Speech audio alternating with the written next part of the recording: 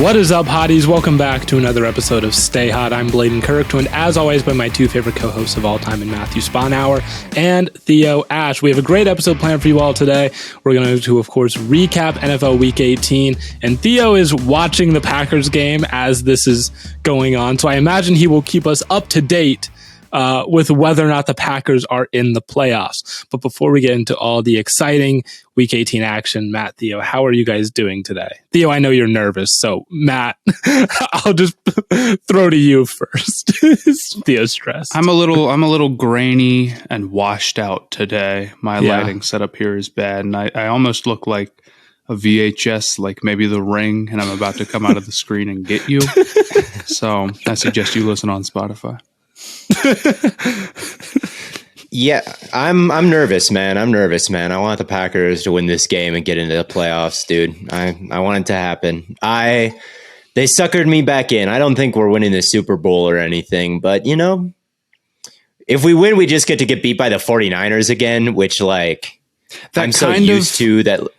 Like, how bad could it be if we get beat by the 49ers again? It'll be like on the list of playoff losses to the 49ers.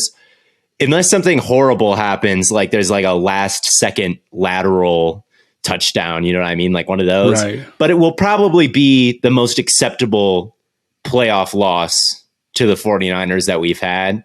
So it'll be okay if we make it there. And we're playing with house money at this point. Like usually the Packers go in as favorites and then lose to like a wild card team is usually how it goes.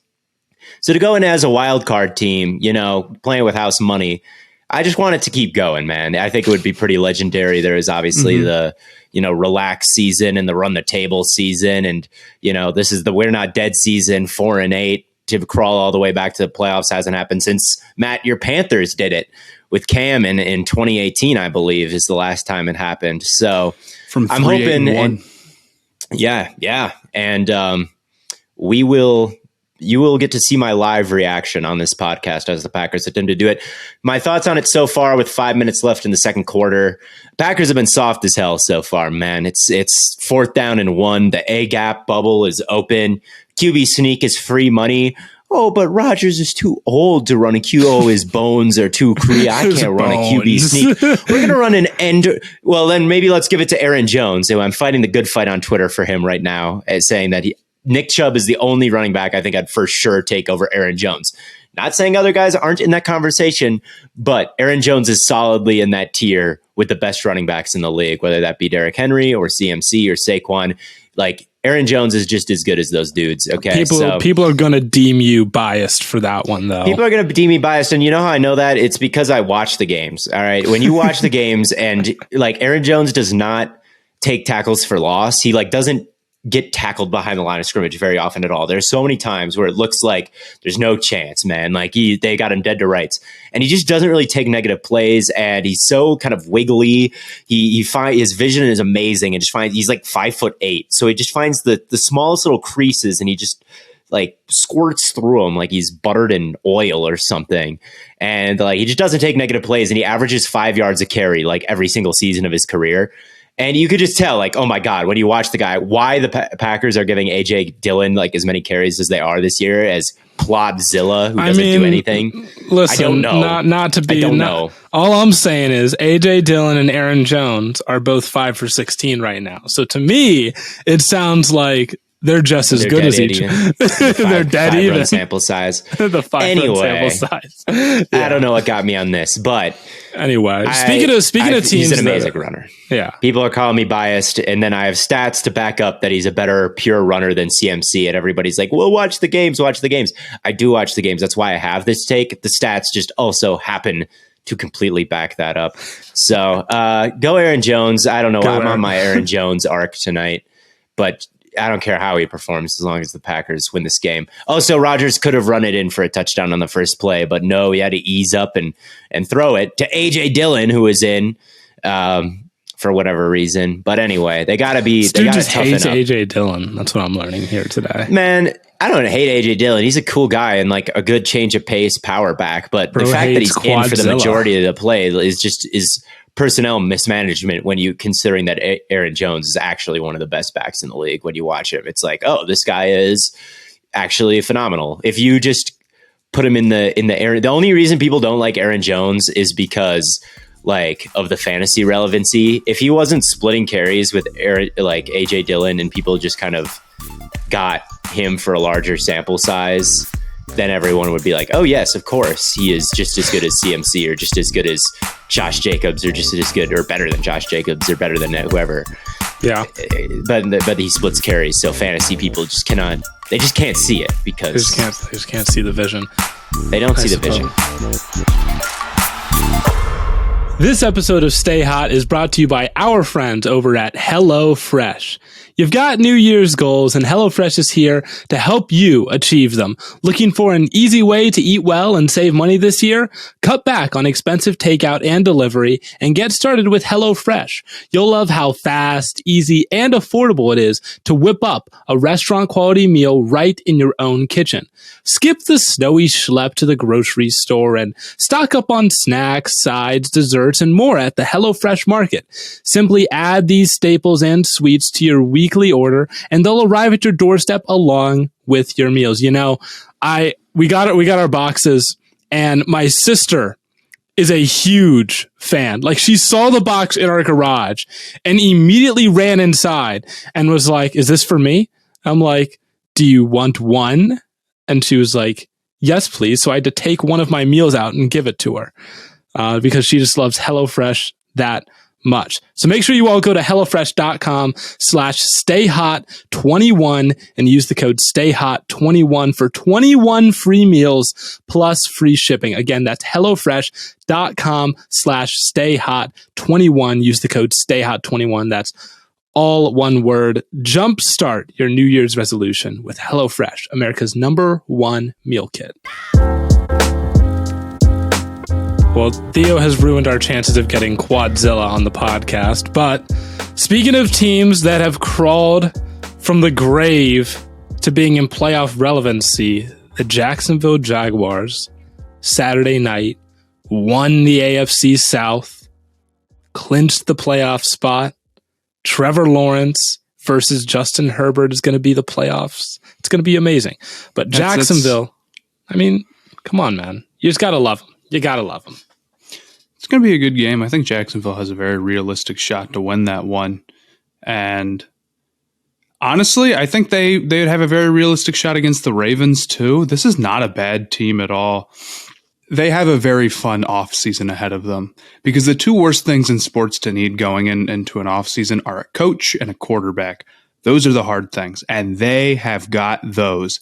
The team culture is good. Obviously, the quarterback is not only there, but is an obvious plus guy, and you love Doug Peterson, and you're getting you've already getting Calvin Ridley back. Yeah. You're getting him in the first place. So they're in a wonderful spot where it's just going to feel like they're adding on to a team that's already in the playoffs. You got to be really happy for them. I think a lot of their offseason additions, I was not that high on them, but ultimately getting guys who are more technical and who aren't so far away from being what they need to be. Like, right. Yeah, Christian Kirk isn't a world beater, but that was a good contract. Evan Ingram, yeah, he's got drops, so that wasn't a bad contract. And now you got Calvin Ridley for cheap. So I think they did a good job totally rebuilding the passing game. And even though maybe it was questionable at some points, they deserve a lot of credit. I mean, we mentioned this at the beginning of the season too. They just needed like real wide receivers in that building. Right. And they did not have that last year. They were playing with like Laquan Treadwell was their leading receiver. Like you can't do that. Right. So yeah, getting Christian Kirk was good. Zay Jones, received a little bit of slander this offseason. He was a good addition, I thought. They had some nice pieces, to surround Trevor Lawrence, and with Doug Peterson, it was always the Jags, man. It was always the Jags. Theo, you should have trusted your gut. I should have trusted my gut. Well, my gut didn't say they'd make the playoffs, though. Like, just like everyone else, I wasn't totally sold on the receiving core and the contracts. I kind of felt bad for the man, Fantasy Football AZ, who got posted on Maine by Jacksonville. Bro, he got put that on shit is blast. That's crazy. I think that's kind of not cool. I think you think that's kind of you know cool? What? Yeah, I think that the Jaguars social media team probably feels pretty good doing that, knowing that they're not like at risk of anything. And if they end up like losing by 50 in the playoffs, people make fun of the Jaguars, but not them. And you know, it's kind of funny, but that's a pretty brutal thing to throw at someone, though. I guess from that's like fair. A corporate account to just like go crush someone like that. I don't know. Like, all I'm saying, I said the Saints would go winless, and they didn't do me like that. It is pretty crazy, especially for poor fantasy football. It's not like Stephen A. Smith or anything like it. Like the guy obviously has a big following. Like it's not like, oh, here's the ESPN panel all picking the Colts to win the division. Like no, it's like a college kid.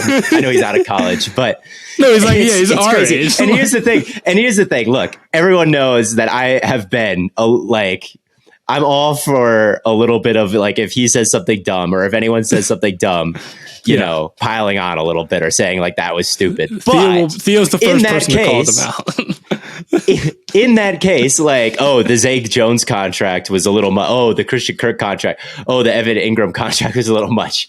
Like, can't lie, man. I didn't necessarily strongly disagree with any of that. You go, oh, that idiot, dude. What was he thinking? Yeah. First, like, most people disagreed with him. And I don't even hate going at him if he's wrong or anything. But doing it behind the wall of the Jaguars account, because it's not the Jaguars tweeting it, it's the social media managers. You got to have skin in the game before you. I wonder if the social media managers are active on TikTok and like they've got to be right to see him, right?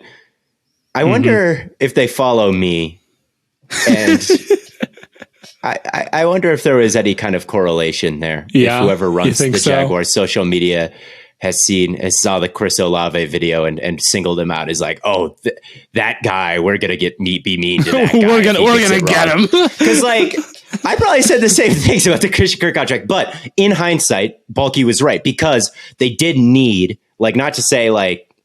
It makes sense in hindsight because there is the Jaguars tax to get people to come to Jacksonville, right?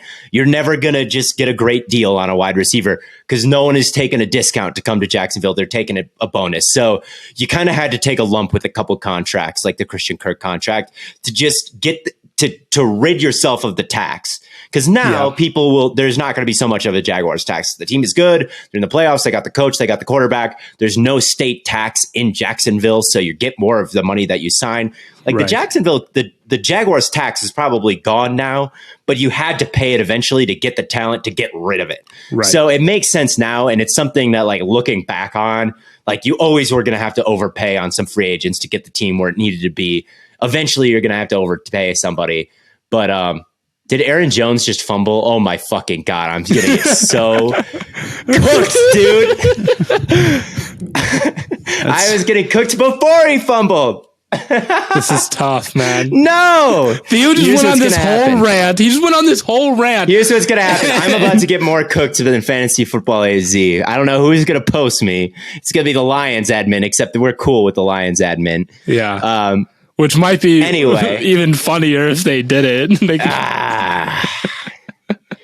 That's so funny. Oh my God. I'm scared to open Twitter. I'm going to throw my phone out the window. But anyway. What's the oh my, there's no way that MF fumbled. Oh my God, Jones. Why? Why? No. You know, and the Lawrence situation, it's almost like Fields this year. Would you overpay to get Justin Fields some solid receivers this offseason? Well, they did. They did with Chase Claypool. They traded. Did they overpay to get some solid receivers, or did they overpay to get Chase Claypool? Let's get into this later. I want to say some more things about Jacksonville real quick, and then we can get into the Bears and their whole first overall pick situation. 1 sec.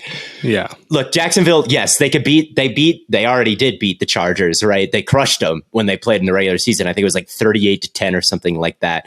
And what happened in the Titans game is like their defense, they've just got a bunch of ghouls and gremlins in their front seven, basically. And they play that bear front. So there's 5 guys on the line.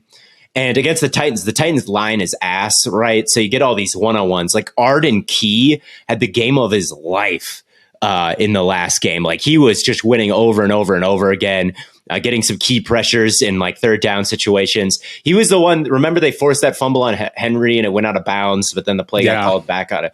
He was the one hauling ass down the field to force that fumble. Like Arden Key was just balling out. Josh Allen had really underrated. He's had a great season. He's top 5 according to Next Gen Stats in pressures this year. He's 5th overall pressures, which I think a lot of people wouldn't expect him to be top 5 in a pass rushing metric that's that good, I think. And he's a great run defender as well. He's got great bend and power in his hands, and he can defend the run. Instincts, you got that. Trayvon Walker is still a work in progress as a nuanced pass rusher, but he is someone who is like a good run defender and is creating a lot of knockback. And Derrick Henry, obviously the stat line looks bad, and there's a couple of stat lines that look really bad this year, but he's just not the type of guy who is going to be like, you look at Kenneth Walker, right? When there's nothing, he can kind of create something, right? He can create something. It's the change of direction. Henry is just a big battleship, right? And he's just, when there's nothing there, he's not going to like dance around and like squeeze through a small gap that just opens up, right? There needs to be some sort of gap there. And then once he hits that gap, like look out, because he's 6'6" and just a tank. And eventually like the fourth quarter will come along and you don't want to tackle him anymore. He's not 6'6", you're right. But he's built like an NBA small forward. Like no one wants to do anything with him. So he's got that Jay Crowder body type. Like no one wants to tackle this guy all the time. But when you build a wall, like he's not the best when it comes to like creating something out of absolutely nothing, because he doesn't have that kind of like side to side ability. Yeah. So that's what was happening. You put enough bodies there, you're going to bring him down. Right. So it's tough, but that defensive line is going to be tough for anyone. And I think the Jaguars are near the top of the league in overall pressures just because they got all these freakazoids out there and guys that play all around, and they get all these one-on-ones. And then you got Tyson Campbell on the back end, who's a really good corner, and it's a good unit, man. And on the offensive side of the ball, they kind of throw everything at you. They're kind of an everything offense, it seems like to me. Like all different kinds of runs. It's wind backs, it's end around, it's all this fancy stuff. And like with Trevor, they run triple option with him, zone read, plus all the different passing concepts they got. Like I should have looked at the numbers, but I'm willing to bet if you were to look at like tendencies, they're kind of in the middle for everything. If I had to guess, they're probably near the top of the league in some of the weird stuff too. Like they're probably near the top of the league in pistol snaps and option snaps and stuff like that. So it's just kind of this funky offense, and you got to be really good at everything because they can run a little bit of everything. And we'll talk about it more on the Wednesday episode, break down these matchups and preview all these games. But I thought Lawrence, obviously, there wasn't like a big explosion of points because they couldn't really get the running game going on that front. But I honestly didn't even think Lawrence played that bad. I saw some people slander him. He missed like 2 touchdowns. The Zay Jones throw was quite rough. It was really bad. That was tough. That was tough to see. But man, when he is on, he is on. I mean, he doesn't take sacks, and he doesn't turn the football over very much. And that meant that Josh Jacobs had to have all these long drives because they were playing the field position game a little bit. There was no turnovers. There was no easy points really for that Titans offense for most of the day because there weren't a lot of negative plays by Lawrence. And there's a lot to be said for that. Even when he wasn't creating all these big plays, he really is good at avoiding the negative plays unless it's raining against the Eagles. Unless it's raining against them. And then he fumbles 5 times. He is so much like Justin Herbert. It's insane. I mean, the arm talent is like literally, like you talk about, I think Theo, you tweeted out earlier that you think Josh Allen has like so it is like so far and away how he is the greatest arm of all time. But like Lawrence is right there. Like Lawrence I don't think that's true. You don't think that's true? I don't think his arm is that good. It's very good. It's above average, but I think there's a tier break between Lawrence, Allen and what Herbert. Has gotten you into this, Blaiden? What? You've been going nuts about Lawrence's arm talent, and it's very good. No, but he made some throws yesterday where I was just like, that had some serious heat. And then there's the one to Christian Kirk over the middle, where he fit it between 3 defenders, stepping up into the pocket. I think it was on like a 3rd down and long. I'm like, there's like 2 other quarterbacks that are hitting that throw. Like with that kind of velocity. I don't think that's true. Because you were out Lawrencing me right now. He's very good, Theo. But I think Rodgers, and I think he's on a definitely like maybe that 2nd tier of arm talent. But to me, like to say it's like, oh yeah, it's everybody as good as Josh Allen. I don't think that's true. But he played. I didn't think he played a bad game.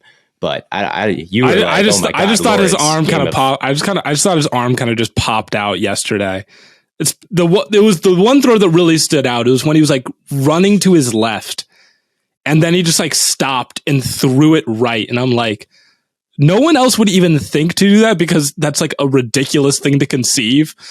But the fact that it was like an accurate throw and it had the velocity that it wasn't, because a normal quarterback throwing that pass, it's going to hang in the air and it's going to get picked off.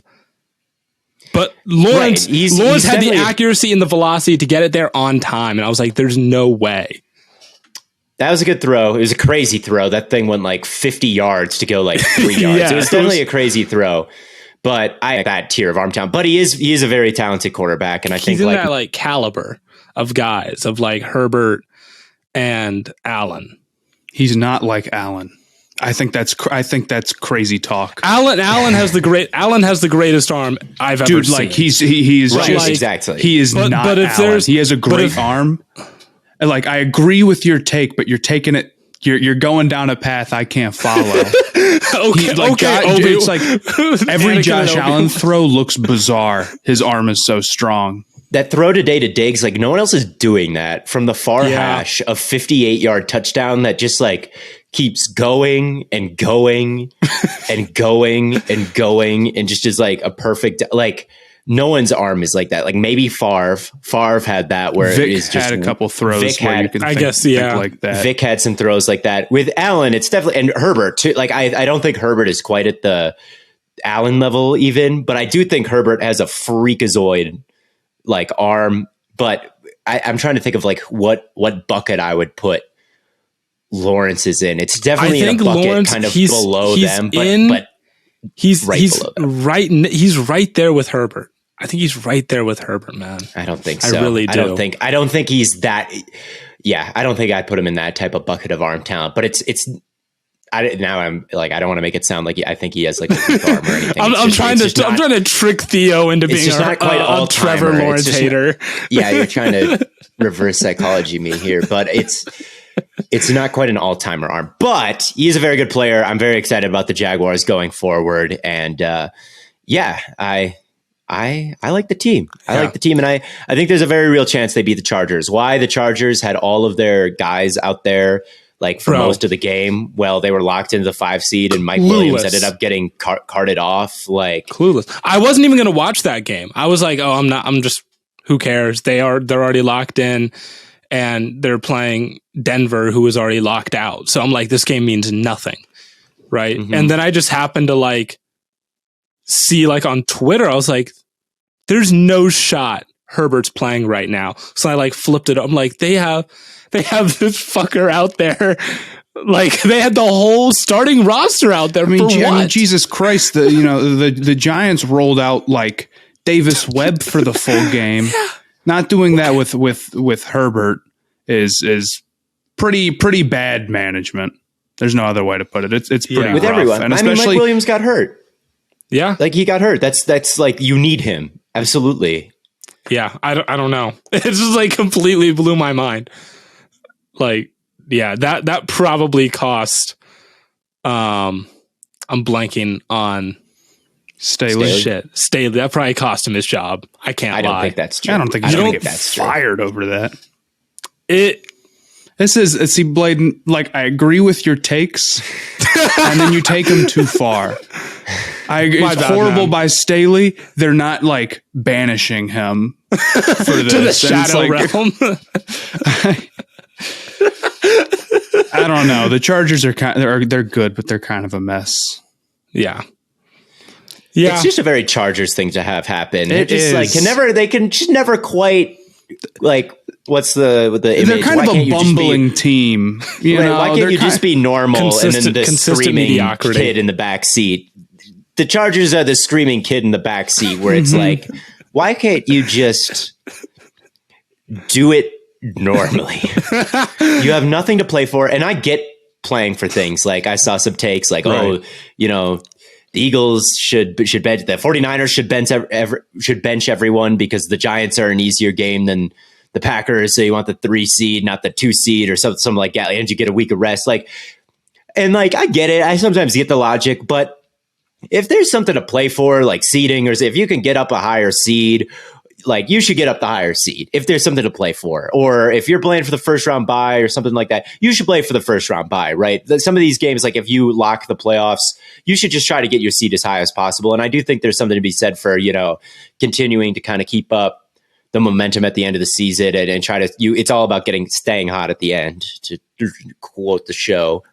But I would also say I get maybe not benching everybody, but in a situation where you're locked in and you there's truly no point, then you might then I would probably. I think if there's anything to play for, if there's nothing to play for and you're a playoff team, you should not play your players. Obviously, I think that's I agree with that. I agree with that. With the 49ers, it's not that.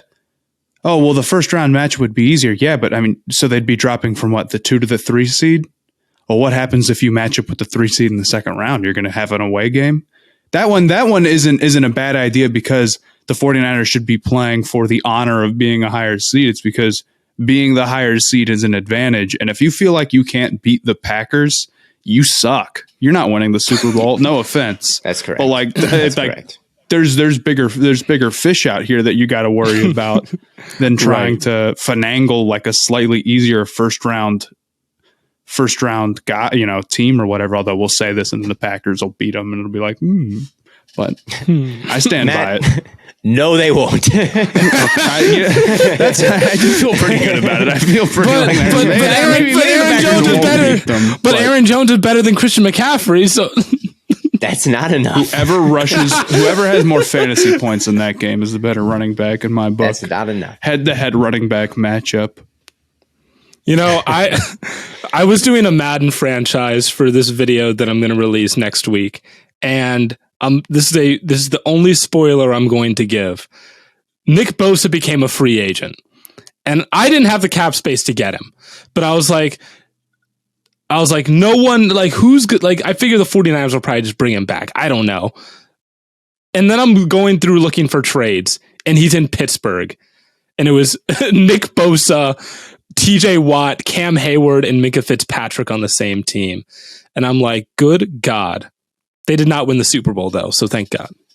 Well, that may not happen in reality, but you could probably easily be confused if the Packers match up with the 49ers in the playoffs. You may think that or I guess they're the Steelers, so I don't quite know where this hopefully he gets traded to the Steelers in real life before the Nick Bosa's going to get his X factor against the Packers. That's all I'm saying.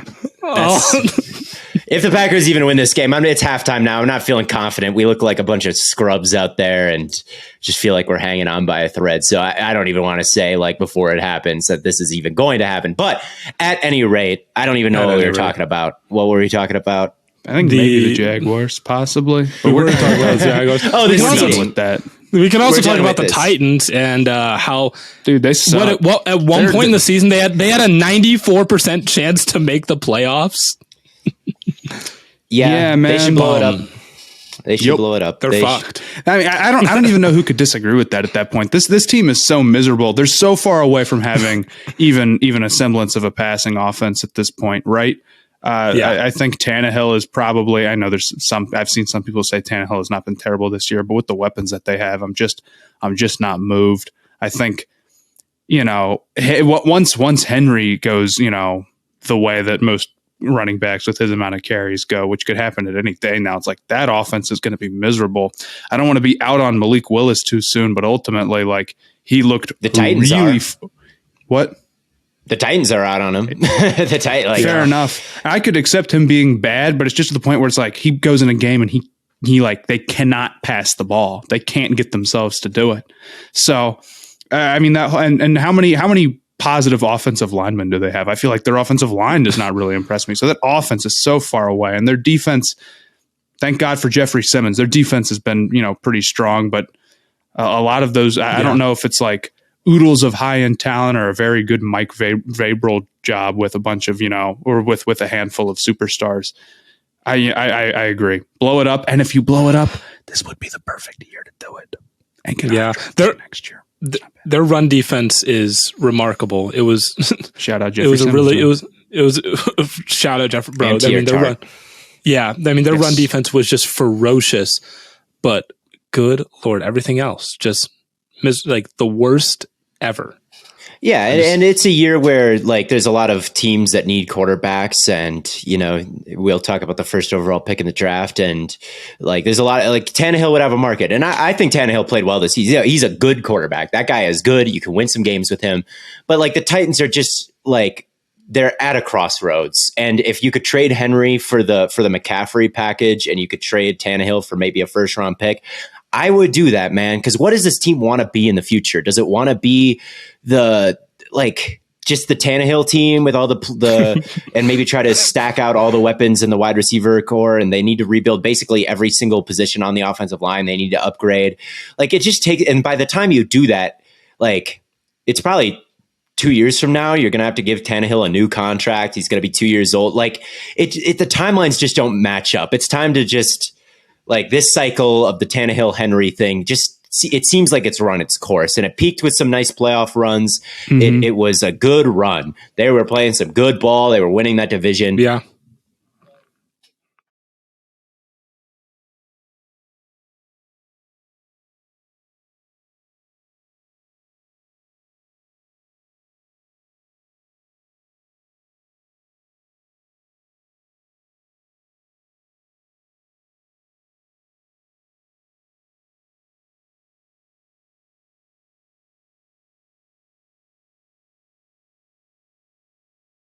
I agree. And, it comes down to if you do want to go down that path, okay, well, we got to get a bunch of elite receivers, I think, around Tannehill. It's like, dude, you just traded one away. So it makes no sense to like go away from that path and then try to like revert back to it. At this point, you've kind of done the damage. I think that restructuring, and I'm assuming Titan fans agree. It's not like this has gone horribly or they were just some like dumb, inept team this whole time. They put together a good squad and it just didn't work out. And in the NFL, that happens. But ultimately, the ability to pivot when it's the right time to pivot is what makes the difference between a team that suffers for a long time and a team that is able to quickly go through a rebuild. You see that in both the NFL and the NBA. The one other thing I'll say about the Titans, that they can get all these great players if they want to, right? It's like, oh, well, they moved on from AJ Brown and that was a mistake. Sure. But, they brought in Treylon Burks. They drafted him and he was a pretty good receiver when he was on the field. The Titans' biggest issue in my eyes is that they have the worst injury luck over the last 3 years, to the point where I don't think it's luck anymore. They have got to make some changes in their training staff to keep players healthy and to keep them on the field, because it has gotten truly atrocious. Yeah, that's above my pay grade. I don't know how to deal with or change injury luck, but it's definitely something worth an internal review, right? Like let's put our heads together with the doctors and say, like, let's review every injury and say and look at the film and say, like, what happened on this one? Did he just slip and there's nothing anyone could do about it, or is this something that I don't know? But you're right that it is. I do think that sometimes like if a team stays healthy, like the athletic staff and the medical staff deserves maybe a little bit more credit than they get, because everyone's just like, oh, well, it's all 100% totally and completely luck. But it's like people do get paid for it. There is some luck that goes into it. But then there's I would even say it's mostly luck, but there are maybe times. But I don't know, I guess. I don't know. But I would say it's like mostly I just remember luck. I don't remember if it was this offseason or last. Someone made a video talking about the way that Travis Etienne runs.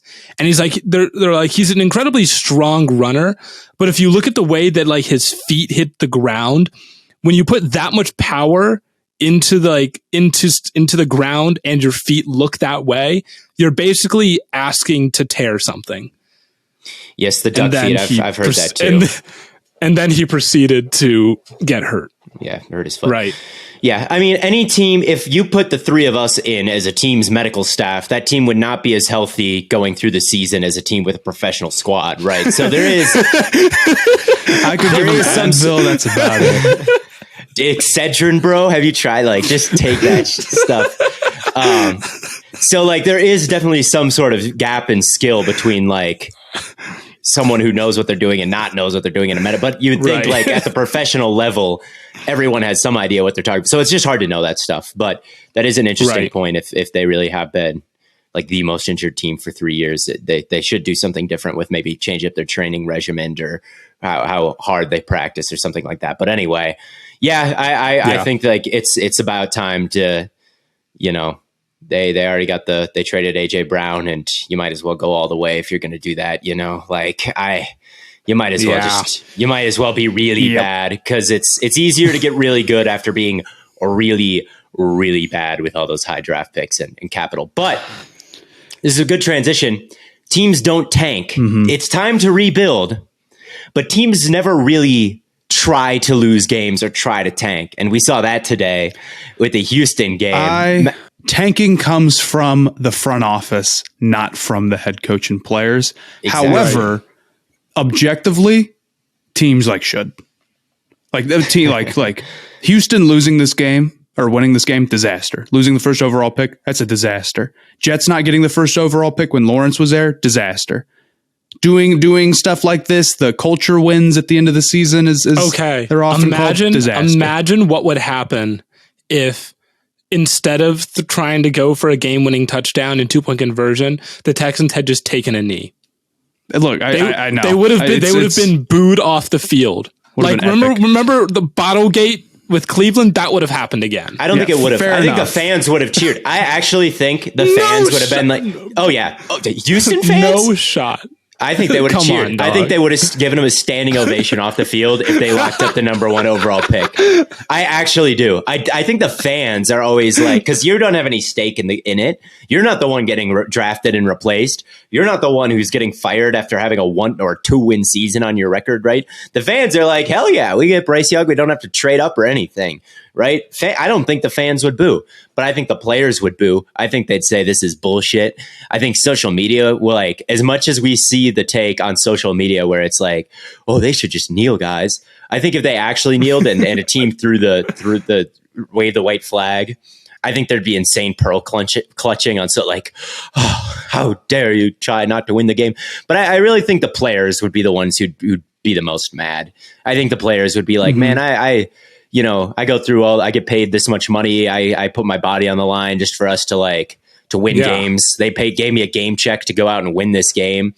And we do all this work to get ourselves in a position to win. And then you kneel so you can draft a replacement. You want to win. I think like when you're on that field, like these are competitors who want to compete. I think the players and the coaches, it just goes against every fiber of their soul. I don't think they get booed off the field or a bottle thrown at them. I think everyone in the fans would understand like, hey, first overall pick, like it doesn't really matter. Like now we don't have to give up anything if we want our quarterback, but now they do. So they might not have to. Well, it depends. Talking about the Bears, I mean, this is pretty wonderful for them. It sets up the quarterback situation, and the last week or so, everything has changed. So the Bears should trade this pick. I've seen some people saying that they shouldn't. Like Jalen Carter, I like Will Anderson. You've got too much to do not to take the king's ransom here for what you can get. And in my opinion, depending on, I guess, how much people like CJ Stroud or Bryce Young, 3 first-round draft picks is very much in play. Or something equivalent to that, maybe 2 firsts, 2 seconds, and change or whatever. But it sets up every other team to say, okay, the top 2 guys right now are Stroud and Young, and then it's kind of, Levis and Richardson, but there's a pretty big gap in public thinking of how good these players are. You have to trade up with the Bears or you will not get them, should be your thinking. Because my guess is that the Texans will take whichever one does not get taken. Now, we're still super far out. Anything could happen. The Texans could just fall in love with Levis, or they could not like, whichever one of the two guys falls to them or whatever. But as of right now, there's probably 3 or 4 teams that are sitting there like, we must get a quarterback. And if we want one of those top 2 guys, it's got to go through the Bears. If I'm the Bears, I'm saying I got to get Fields some help. I can't burn what could potentially be 4 or 5 really highly drafted players on just one guy on defense, no matter how good they are. So I think it's going to be an unbelievable bidding war, and it puts the Bears in beautiful shape. Indianapolis is going to be one of those teams, I think. Yep. Probably Vegas. The Raiders. I guess you could throw Carolina in that mix. I wouldn't even. Why do you only guess? I don't know. I just you seem to think they're going to bring back Sam Darnold. No, certainly not after today. He completed 5 passes, so that dream is dead. But they won, and that's all that matters. He's a winner. My guess for them is that they'll look into it in on every deal. They will ultimately not have the guts to do it. And then when it comes time to brass tacks to take either a project you got to develop or just be like, we'll just have Darnold be the bridge to corral, they might do the latter. But a lot of it depends on the coach they hire. Regardless, they're going to be in the discussion. Yeah. And I think even the Lions could be in the discussion, although maybe Goff has played himself into we're not going to do that category. I wouldn't agree with that, but tonight's an interesting night because Goff has spiked several passes into the ground and is generally the reason that at the moment the Packers just scored and took the lead. They're not winning this game. Is Goff has looked pretty rough tonight, and this is one of those where what's the score? It's not. They just scored. It was 9-13, so it's 16-13 at this point. Packers up. Okay. But it's it's not a must-win game for the Lions, obviously, because Seattle won. But it's a game like this is kind of the lasting impression. If Goff doesn't kind of shape up here and put it together, and they lose, and the Packers go on, it would be kind of like, yeah, and that's it. Like, he has thrown 15 touchdowns to 0 picks over the last 6 games. He's like, or I don't know if it's exactly 6. He's second in the league in total EPA this season. It's something ridiculous. Like, he has really good numbers, and it's easy if you look at those and he didn't have like any kind of bad game at the end to maybe be like, well, we're not getting any better than this. But at the end of the day, it is Jared Goff. And like, you're going to be, he's prone to these games at big moments. We know, I'm familiar with your game, right? It's one of those games at the end, and it's almost like a warning, because this was almost a must-win game. Right, this was almost like to get to the playoffs, and if Jared doesn't play well, it easily could have been. It easily could have been, and you could have been dealing with like, oh, we're going into a game against Aaron Rodgers with Jared Goff, and like, this is what it could have looked like. This is like almost a flash forward to next year. So we'll see. Like, he could still turn it around. He had a nice pass to get him in the red zone that ended in a common Jamal Williams 1-yard touchdown. But this draft class reminds me of it is great for the Bears. It reminds me a little bit of the draft class in 2016 with Wentz and Goff at the top. A little bit. That's not a terrible comp. I think one thing going back to the Goff thing real quick is that fan bases and maybe teams like to convince themselves that at quarterback, the less risky option can work. Like drafting a quarterback, especially with the Lions position, like, no, we don't have to trade 3 first-round draft picks. No, we don't have to take a shot on Levis or Richardson, who are talented, but probably are less than 50% chance they end up being franchise guys. We can make it work with the guy we have now. No, Daniel Jones can work. No, this is what the Panthers have been doing forever. But ultimately, you're not giving yourself a chance to get the franchise guy. And Goff has been solid, and he will be a great bridge quarterback, because he's probably not going to play so bad where you're like, we must bench him week 4, which is the situation that a lot of teams get themselves into by going and signing some scrub out of free agency.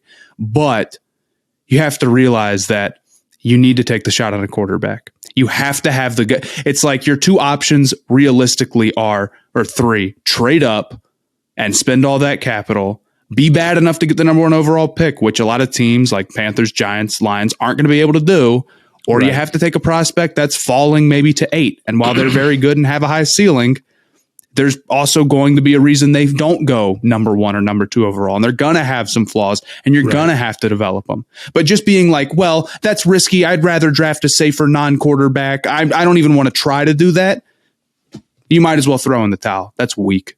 Yeah. The Lions have a pretty good roster around. They don't have to do like all this. Oh, we need to put the pieces. Like, bro, you have 2 first-round picks this year. You have the Rams at 6 and you have yours at 17. And, whether or not you win tonight, that I guess, could that be 18? I don't know. But, yeah, bro, you have more than most of these teams, more than the Colts. You have the assets to make that trade with the Bears. Bro, pull the fucking trigger. I don't know if I'm necessarily saying pulling the trigger. My concern with doing that trade, honestly, if it was for like Trevor Lawrence, Joe Burrow, Caleb Williams, I'd feel good about it. I like CJ Stroud. I like Bryce Young. Do I like them 3 first-round picks? Because you're also kind of punting, like the advantage of drafting that franchise quarterback in the way that most teams win is like you get them for so cheap. You give up 1 first and almost no money, and you get a franchise quarterback, and you have that period of time. By giving up 2 first-round draft or 3 first-round draft picks for the guy, you're making the rest of the team building hard on you. And I don't know if I'm quite high enough on those guys to want to pull the trigger unless I feel like my team is right there. But I totally get it if they do.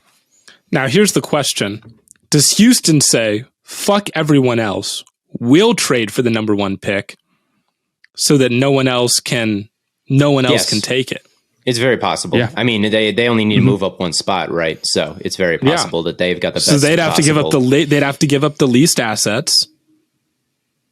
Oh yeah, it's absolutely true. But it's a lot like the 2016. I think really the Titans is like that 2016 draft, because remember Laramie Tunsil was the big prize, right? If I remember correctly in that draft, and he was the one. Like if the Titans stood pat, that's probably the guy because they had just taken Mariota, so they weren't going to take a quarterback, right?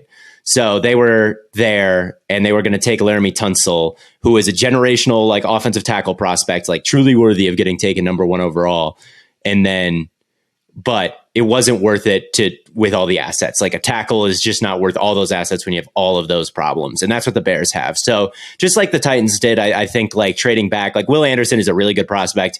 Jalen Carter is a really good prospect. Like he reminds me of Chris Jones. And if he could be that, maybe you'd kick yourself. But if he's anything short of that, like the Bears it's wide receiver, it's offensive line, it's front 7. I mean, Roquan Smith, just terrible. Right.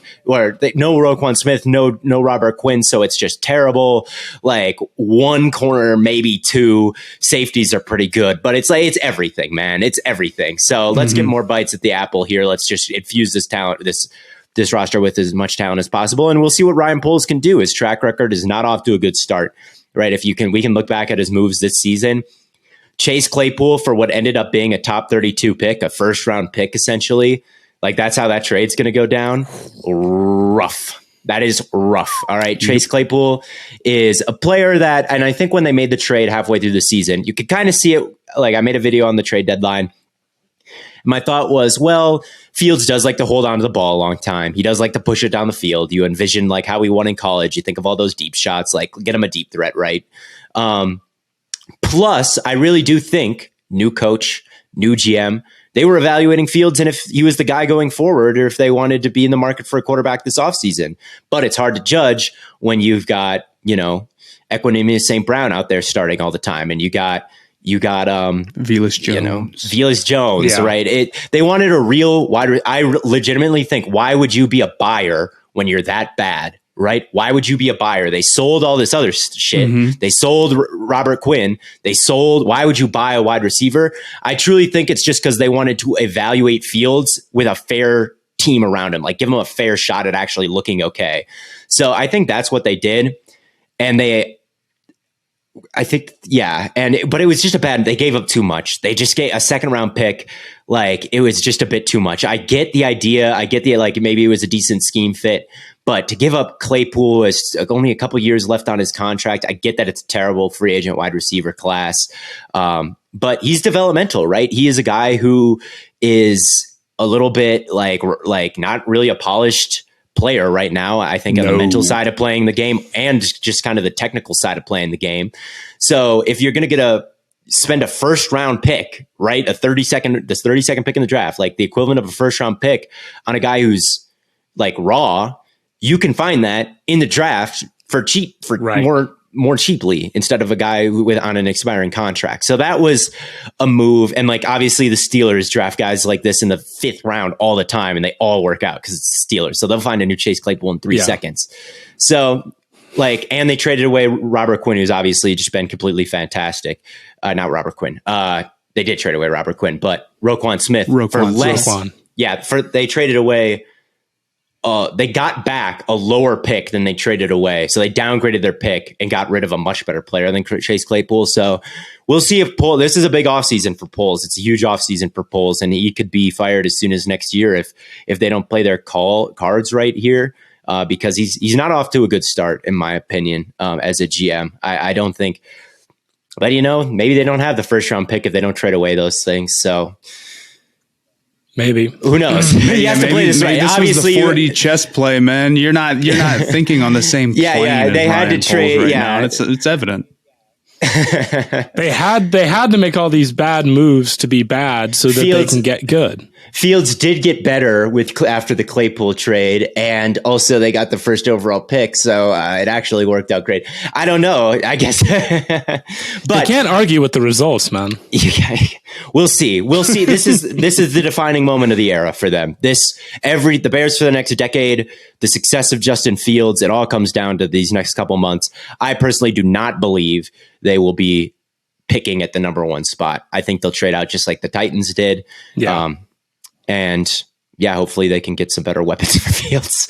And I think that's how it'll go. And it worked out great for them. And I do, Blaiden, like you said, I think it is a perfectly reasonable reality that it's just the Texans trading from 2 to 1. I think there's a very real chance that if the Bears could just be like, oh, hey, we can still get Will Anderson. We can still get Jalen Carter, who are like the 2 best players in this draft by far.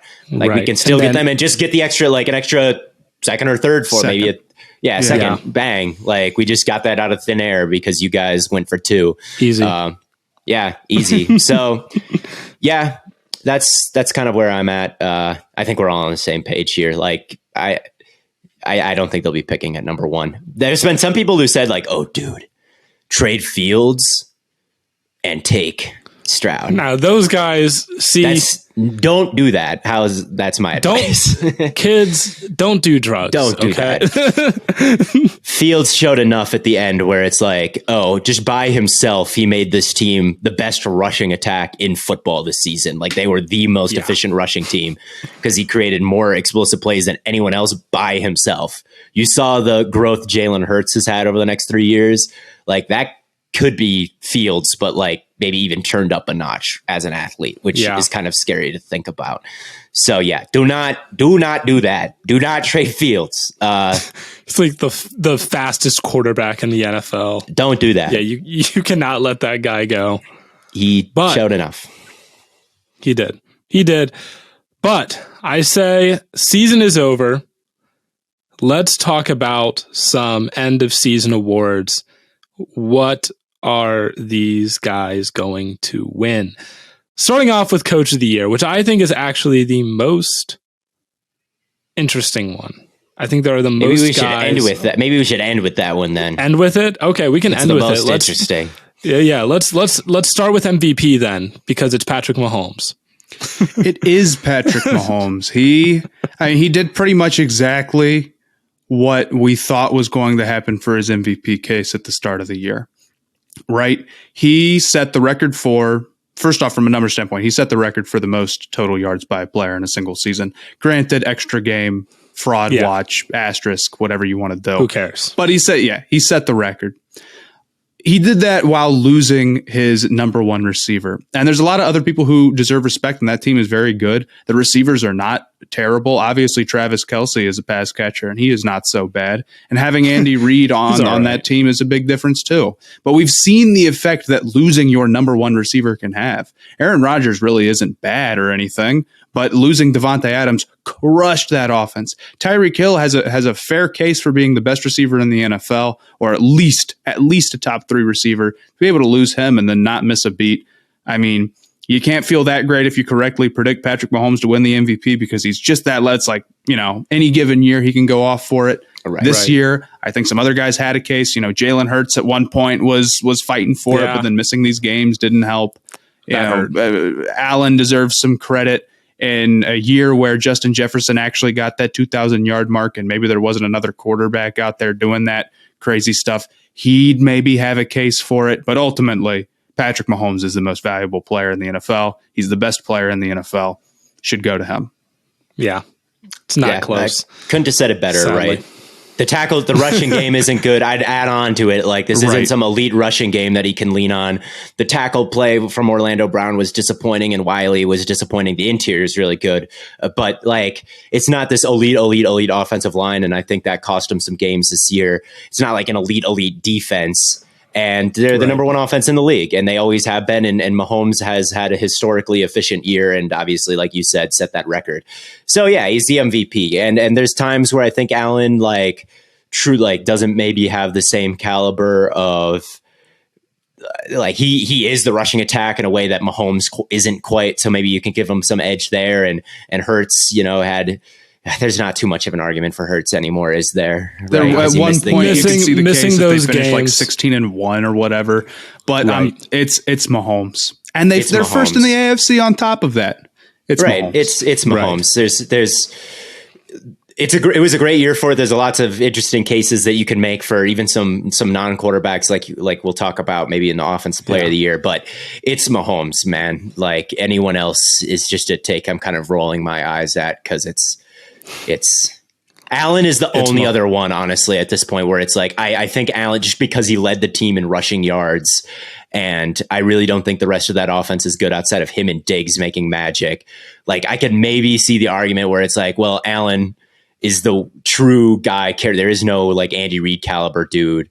But even then, I struggle to see it, because it's like, well, they're not necessarily horribly designed, and it's not like Mahomes has this great offense outside of Kelsey, and it's not like you could say the same thing for Allen and Diggs. So even there, it's like, well, Mahomes very clearly had better numbers and like the more efficient season. So it's got to be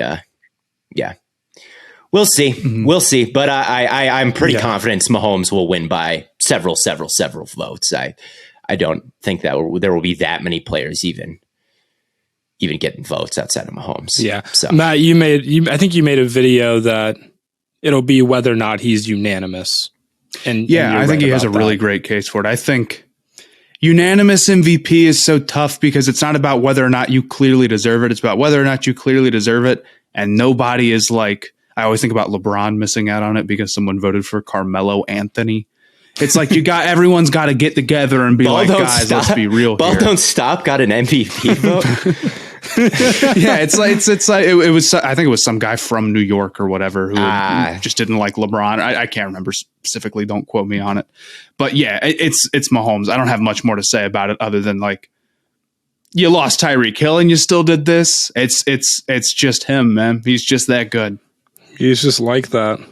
But offensive player of the year, Theo, you're right. There were some non-quarterbacks who were making a case at one point in the year. Tyreek Hill was the first guy to hit 1,000 yards this year. And when he did it was like so early in the season. And we were like, oh my, he's already at 1,000 yards. What? He's going to like shatter. He's going to go for like 2,300.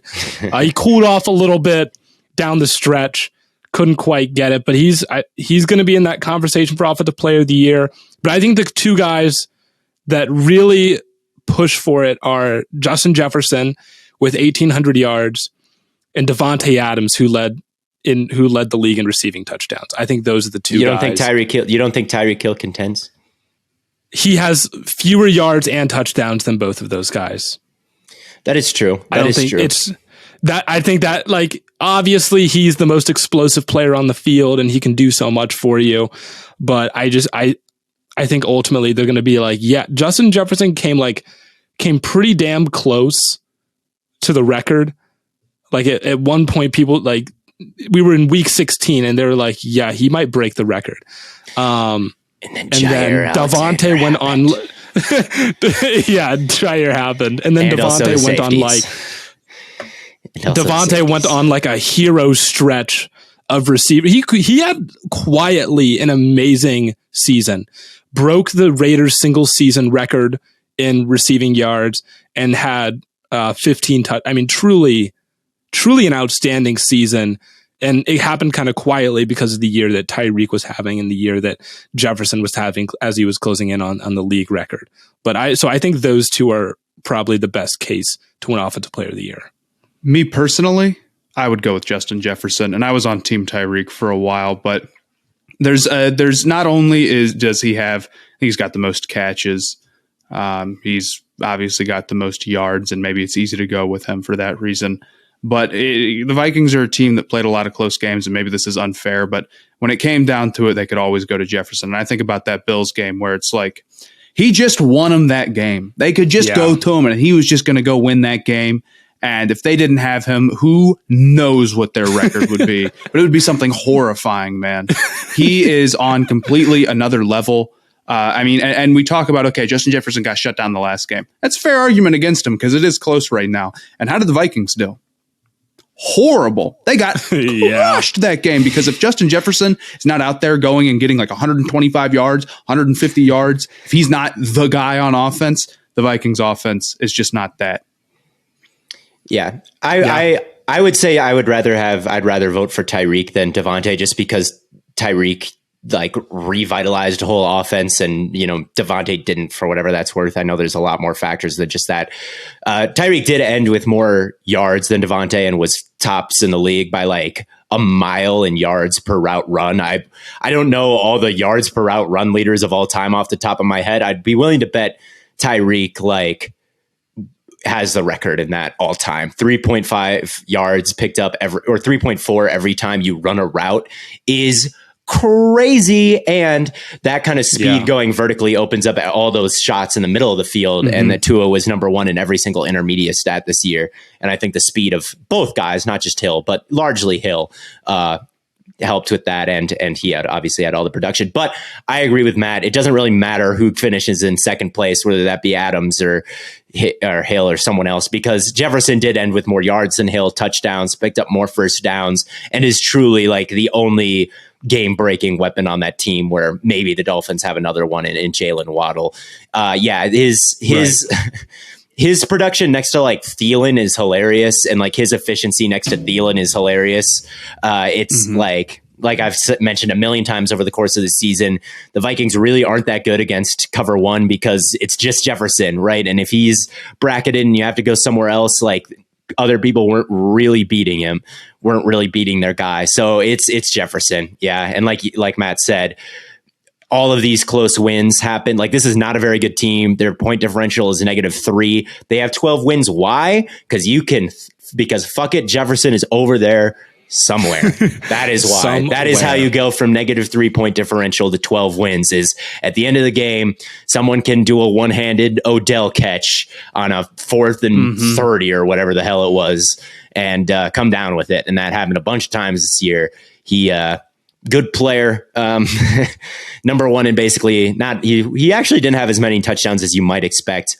Only 8. No. Like, that's not a bad number at all, but not as many as like some maybe you'd expect, like Cooper Kupp last year. Didn't win the Triple Crown, but yeah, he's Offensive Player of the Year to me. And I think that one will be I think it's pretty tough to argue Hill had a better season when Jefferson is in front of him in so many stats. So I think he'll win this one pretty comfortably as well.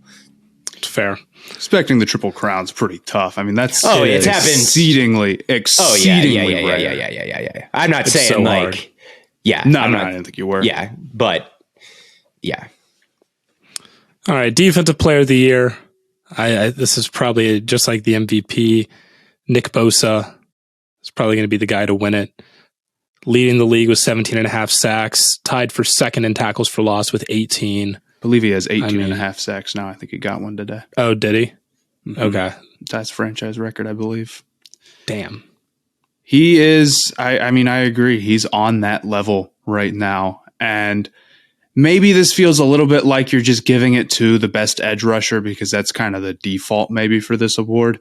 But I don't have a problem with it. I mean, that defense without him really struggles. Bosa, even in the plays where he's not necessarily getting a pressure or on the plays where he's not getting a sack, it feels like he's still winning.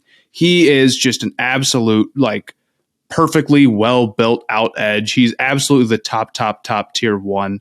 I think maybe Watt would have won it if he had stayed healthy, but obviously he missed a lot of games. And I think with Bosa, it benefits him a lot that he's also leading one of the best defenses in the NFL. I don't necessarily have as strong an opinion on this one as I do maybe Offensive Player of the Year or MVP or some of these other ones, but I do believe it should go to Bosa. Yeah, there's Chris Jones when he had his 3-sack game against the Raiders and has 15 sacks for a defensive tackle, and his pass rush win rate is through the roof. I thought about that. I was like, yeah, that's been a pretty damn crazy season for him. But I've watched a lot of the 49ers defense this year, and if you would have told me Nick Bosa's pass rush win rate is 100%, I'd believe you. I swear to God, the guy it's unreal. It's unreal. He's just winning every. You could just tell. Nick Bosa, God, I wish I launched the best edge rusher in the league narrative last year, because I would have gotten so much hate for it. You really think he's better than Watt? Da da da da da. And Watt was crazy last year. But for him to come in and win this award this year, he deserves it, man. He is right there with Garrett. He is right there with Watt. It's same deal, man. It's a tier. It's a tier, and he's on it. And he looks the scariest just lining up. I don't know how to explain this. If you just watch Nick Bosa just in his 3-point stance, he's the one who looks the most athletic in that stance. You could just kind of tell whoa, who is that right there? He's kind of lower to the ground than everyone else. You can kind of get lower, and he's so athletic and lean, and you could just tell. And then he's just getting his bull rush just gets push every time. The tackle goes back into the quarterback every single time he does it. It's crazy, leading the league in pressures, leading the league in sacks. And it's not some corner, we'll talk about Ahmad Gardner, and we'll talk about, defensive rookie of the year. There's corners who are having ridiculous seasons, but I don't think there's quite a season where a guy has quite the caliber of defensive back season to contend. Minkah Fitzpatrick has been ridiculous. Sauce has been ridiculous. A couple other guys have been ridiculous, but I think it's Nick. I think it's Nick. Chris Jones, Max Crosby, Micah Parsons. Crosby. There's a lot of great defenders in the league right now. For loss. But yeah. Offensive Rookie of the Year. This Ohio State sweep. You would have been better off, Matt, just picking all you. I remember at the beginning of the season, you were like, I can't pick just all my favorite guys, the Cincy guy and the Ohio State guy. And I should have, man? Because they're good. They are actually. I'm not biased. That Cincinnati draft class rules. I'm not biased. All the Ohio State players kick ass, man. Garrett Wilson, who I had as my number one guy. Yeah, he had 1,100 yards, and I know other young receivers had bad quarterback situations, not like Wilson. It's another level. We're talking games where they can't get 100 yards passing, and he put up 1,100 yards. I promise you get him whatever Jimmy Garoppolo, Jared Goff game manager you need to get him. It's going to be he's a tier 1 receiver in the next 2 seasons. And even this year, I'll say this. If somebody else was going to win it, it'd be a healthy Chris Olave. Those are the 2 guys. This is that's the an Ohio State receiver masterclass. Wilson is good at someone being that good after the catch and that good at going up and getting the ball and that good at, getting himself open. It's unbelievable. It's unreal. He was the best receiver at Ohio State his senior season, or his last season, I mean. And maybe the numbers didn't show that, but it's true. They're showing it now. He's that good. He should run away with the award. If the Steelers had involved George Pickens more in the offense earlier, he could have been in this conversation. I think he could have too. His hands are in. He just catches everything, bro. He catches everything. He's a high flying circus act, dude. That guy. He's so good. He's got the Mike Williams gene of every single catch he makes is incredible and hilariously cool. But at the end of the day, he just didn't have the numbers. But yeah, it was a ridiculous wide receiver class. This receiver class lived up to the hype. I thought a couple guys is Jahan Dotson really going to be? Can all these receivers be good? Is Jahan Dotson? Yeah, he was. Jahan Dotson. All of them were. Jahan Dotson, dealing with bad quarterbacks. He really flashed this year. Treylon Burks really flashed this year. Caught a touchdown while knocked unconscious. For God's sake. Hey, Olave did that like every single week. Jameson Williams is. Go ahead, Matt. I was going to say, just good Lord. I mean, Olave got crushed this year. Poor guy. He might bless have. his heart, man. He's also ridiculous. It was a ridiculously good receiver class and a lot of receivers. And Kenneth Walker was a good rookie class. This is going to go down as a. Yeah. I know it was kind of like laughed at before the season because it doesn't have like maybe the top end talent, but it's a good rookie class, Everyone man. was just good. But yeah, It just I give didn't it have to the quarterbacks. Yeah. They just didn't have the quarterbacks. But honestly, Pickett has been very, very respectable. So Fine. And Ritter will be an MVP. So it's Ritter had a good game. Okay. Ritter had a good Surely. game today, man. Apparently, from the clips I saw. But yeah, Yes. Didn't watch, I fear. I didn't watch either. But I saw a lot of good clips from him. Sorry, I wasn't watching. He like, continues to get Falcons better. play. He's get better. He's just like Jalen Hurts. Every week, it's been better and better. So He always gets better. we'll be talking. Can't wait to see how Jalen Hurts looks next year when he has not only the most accurate deep ball, but he's also now throwing it out the stadium. Yeah, he's going to be Maybe reaching his ceiling, I fear. But it's a hell of a ceiling. It's a hell of a ceiling. It's a hell of a season. We'll see how much higher he can go. But I agree. Right. Kenneth Walker, I think he missed, but like he wasn't really a week 1 to week 17 guy. He was a little bit slow out of the gate just because Rashad Penny was healthy. And he's had a couple stinkers where he dances around too much in the backfield and doesn't score or do anything. So I think that objectively as a player right now, Garrett Wilson is the most electric rookie and he's 15th in the league in receiving yards. And I think it's him. I think a healthy Dameon Pierce could have given him a run for his money. A healthy Breece Hall probably just would have run away with the award, honestly, with all the numbers he was putting up earlier this year. And hell of a draft class. Jets, you had two offensive rookie of the years. Dameon Pierce had a chance at it for a little bit. Yeah. Brock Purdy's odds are pretty high for it. If they give it to him. I would be, yes. If they give it to him. Hold on, I'll pull it up right now. I'll pull it up right now. Do you understand how mad I would be? It doesn't have to go to a quarterback. It doesn't have to be. It's okay. I'll pull it up right now. It's fine. Because I was going to like bet. I was going to place like a crazy odds bet on Justin Jefferson. Garrett Wilson, I never heard of the guy. What position is he? Garrett Wilson? Oh, he's not quarterback, so he doesn't even matter or affect the game. Kenneth Walker. Well, that's Kenneth Walker. Is that a quarterback? Did they got him in at quarterback? No. Well, then what are we? I'm seeing his position starts with an R, not a B. I'm sorry, he's off my ballot because I can't think for myself. You mean a Q? Yo. Oh yeah, I do. Regardless. Anyway, I don't know what the Purdy odds are. Brock Purdy, he's third in odds at plus 700. Yeah, it's not great. It's a little, but like plus 700 is acting like there should be any chance that it happens, and there should not be. So. Right. Yeah. What has he played? Like 4 games? Like, come on, man. More than that. Relax. He's been pretty impressive for a Mr. He's Mr. Irrelevant to the year. That's for sure. But defensive rookie of the year to me, it's got to be Sauce Gardner. That's the guy. A1 Sauce Sweet Feet Gardner. My guy.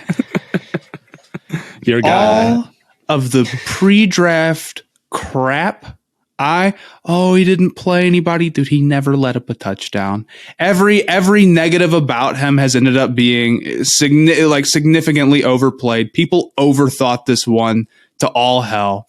Really, and I kind of get it sometimes. Like, he's not that big, but he's that physical. It just doesn't stop him. Maybe he's not that fast, but it doesn't matter. And I mean, Sauce has so quickly become a player where it's like, oh my God, did you see this one catch he let up? Oh, it's like that type of stuff on Twitter. and it's like a drag route running through. Yeah, he'll get picked on a drag route and people are trying to get on him because that's all they've got against him. Did he let up a touchdown this year? Did he keep the streak alive the whole season? There's like a couple of plays where it's kind of ticky-tack. PFF accredited a touchdown against him.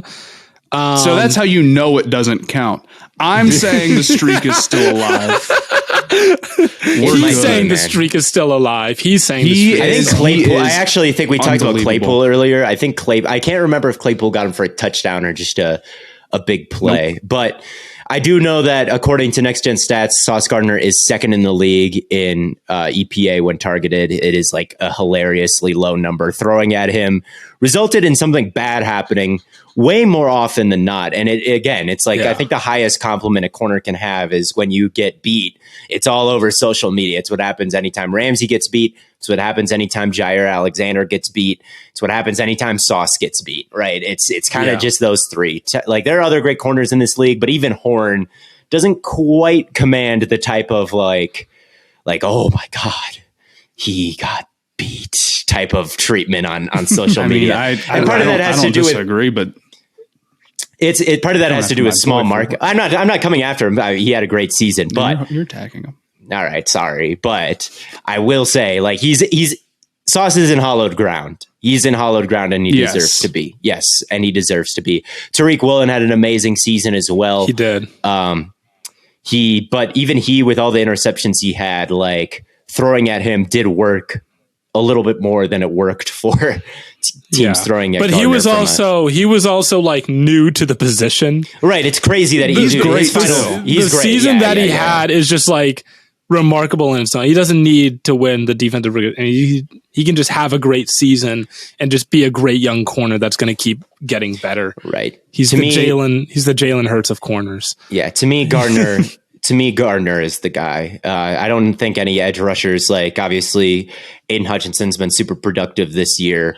But I don't think he's the caliber of player that, like, Sauce Gardner is, even though he's kind of balling out against my Packers at the moment, sadly. Like, good player. James Houston, good player. I don't think we're going to win. It's 3rd down and 2, 4 minutes left in the game. Packers down 4. Rodgers in shotgun takes the snap. Eventually, he's making a bunch of calls. He's about to take the snap. There it goes. Quick little route to the flat. Christian Watson goes backwards, but eventually turns the corner and picks up the first down. The Packers drive stays alive, down 4 in their own territory. But at any rate, that doesn't matter. We got to press on with the awards. But yes, are we all in agreement, Sauce? Are we all in agreement for all of these so far? I think so. I could. The only one is, like, I could maybe see giving Devontae Offensive Player of the Year. But other over than Jefferson, that, yes, you could see that. Bro, you talk about being the only. I guess Jacobs was a really powerful source of offense for that team too. So maybe from a value perspective, you can give it to Jefferson. But Devontae had an outstanding season. Oh, he did. So I wouldn't be opposed to giving it to him. It wasn't better than Jefferson's. But at any rate, let's move on. Jefferson's was so impressive. Yeah. The last one would be MVP. We can also do Comeback Player of the Year, which Matt hates the award. It's fine. I just think it's whatever. I guess I don't. Gino. We'll just say Gino and move on. There's a couple good candidates. Not MVP. Coach of the Year would be the last one. I said MVP. Gino's not really coming back from anything, though, I guess. So that's kind of against the spirit of the award. It's against the spirit. I don't know. They wrote him off. That's what he's coming back. They wrote him off. He came back from public persona. I don't know. He came back from being bad, I guess. Who else would you give it to? Zadarius Smith comes to mind, a Pro Bowler after missing the entire last season. Obviously, all the hype was on Brian Robinson, who got shot and came back and had a decent season. True. But I think that hype has kind of died down. Brandon Graham missed last year and has 11 sacks this year, so I would consider giving it to him. Brandon Graham's a good one. So Saquon Barkley is a guy who was kind of injured and bad for a lot of last year, and then obviously this year was a all-pro caliber runner. Derrick Henry missed a lot of last year as well, but eventually came back towards the end. I don't know, man. Maybe I'll give it to Darius just because Gino technically isn't really coming back. Packers just threw a pick. It's probably curtains for them.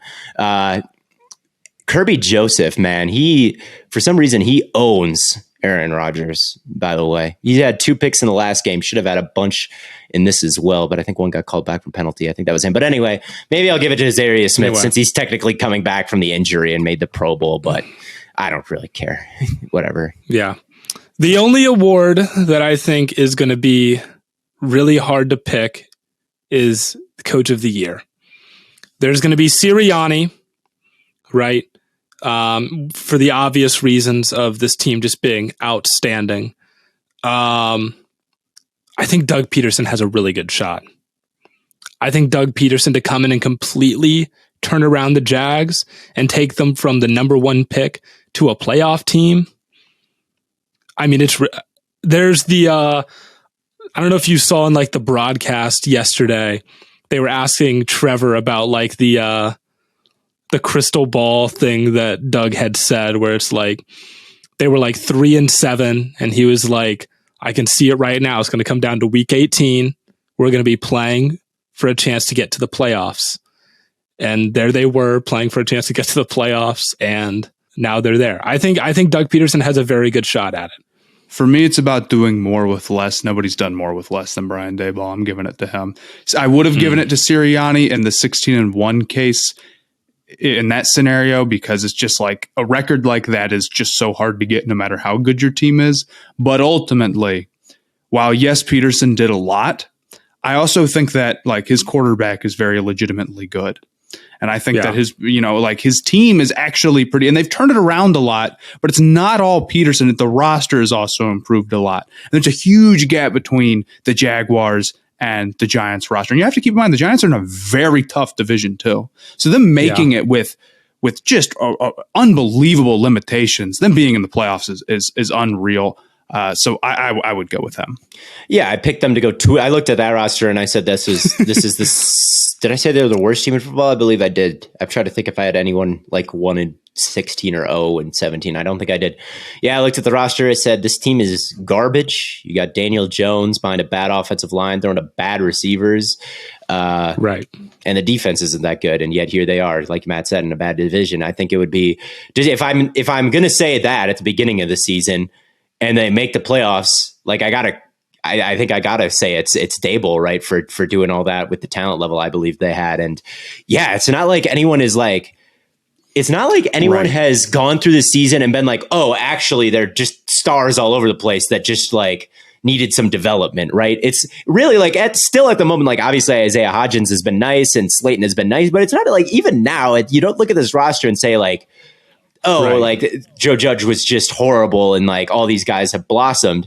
Like, no, even now it doesn't really seem like they're that talented. They just have Washington all these wins. Missed the playoffs, and I think we would say that they have a better roster. Oh yeah, their defense has like more good players than the Giants do. I'm sorry, Giants fans, if this sounds like slander, but I'm just trying to give Ryan Daboll credit. They got Dexter Lawrence, and they've got he's really good. And they've got Saquon and they've got Andrew Thomas and they've got, some other decent pieces, but those are the 3 real stars. And Daniel, Matt, I heard you clear your throat. You got James Bradbury. Yeah, man, it's not a good roster. No, it really isn't. Yes. I mean, would it be blasphemy to compare it to the Texans roster? Ooh, Laramie Tunsil is a star there. What is the gap between those two rosters? It ain't that big. It's really not. Bradbury's on the Eagles. What the fuck am I talking about? I don't know what you're talking about, but I don't know. It could be one of the worst. You put Joe Judge on. If Joe Judge didn't get fired, that team has not sniffed the playoffs, and you could tell from week 1, man, how good the culture was, and that's what a lot of coaching is. I think like the play calling is good there. Right. The play calling I like what they're doing, making things easy for Daniel Jones, like rolling out, right. Lots of flood concepts, right. Just kind of cut the field in half and make him read that out, have him use his legs. Obviously, like he had tons of rushing yards this year and that really helped their rushing offense in general. It was good. It was well called.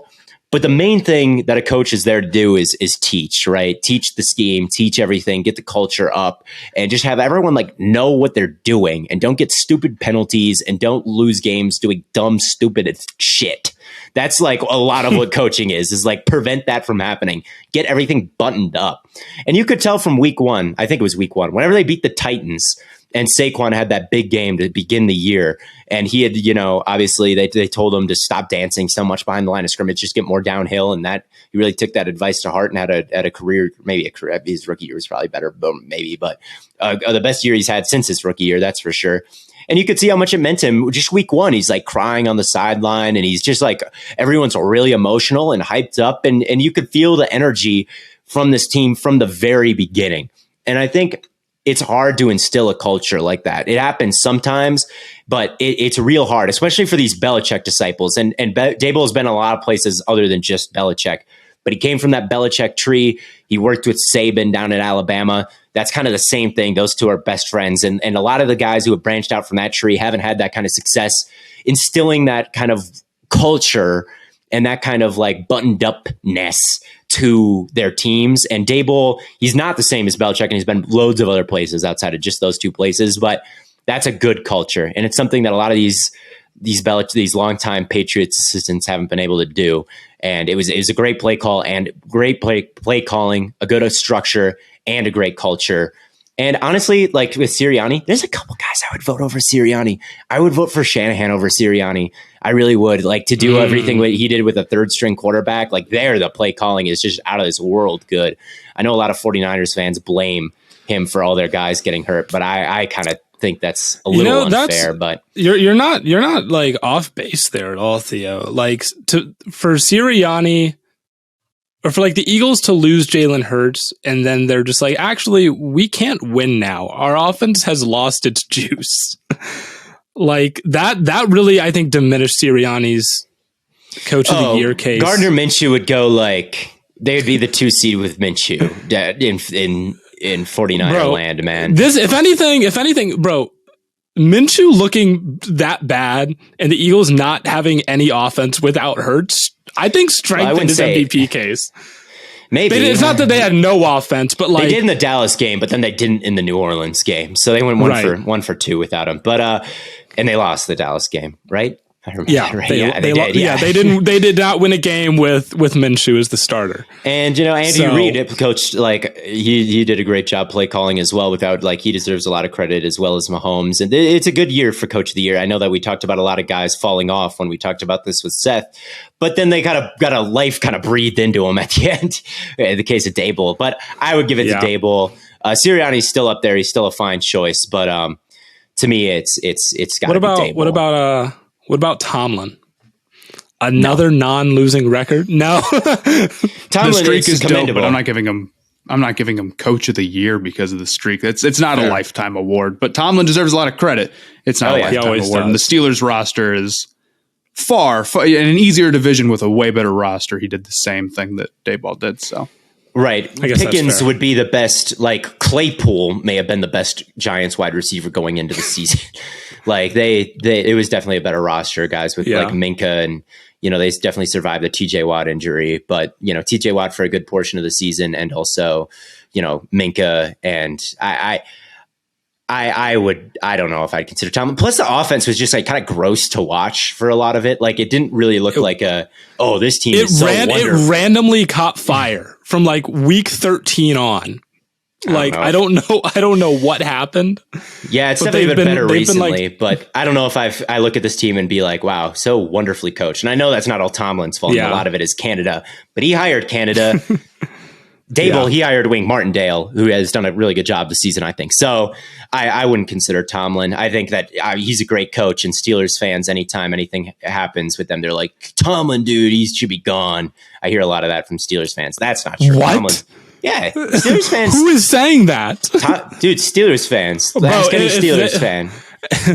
Bro, any team in the league would gladly hire Mike Tomlin. Trust me, they get sick of the like kind of mediocrity with Tomlin because they always have the winning record, but they don't do anything like in the playoffs, right? That's kind of the thing. And they're like, fair. Eventually, we need to raise the ceiling with someone new. You see that take in Steeler land? I saw it a decent amount this season, like at the beginning, but. I don't know. They're good at I don't know. They ran it with Ben too long. That's really the problem. They should have just gotten a new quarterback sooner. But yeah, Coach of the Year, Daboll, Peterson, Sirianni. There's a couple guys in that mix. It'll be interesting. But I think that pretty much wraps things up for us. It's been an amazing season. Can't wait for the playoffs. We'll talk about the matchups and where we think those are going to go on our Thursday episode release. We'll talk about the College Football National Championship on our Tuesday live stream. So make sure you tune in to all of that stuff. And as always, from Corn Boy, Bird Boy, and Lemon Boy, thank you all so much for tuning in. And we will catch you all on the flippity flop.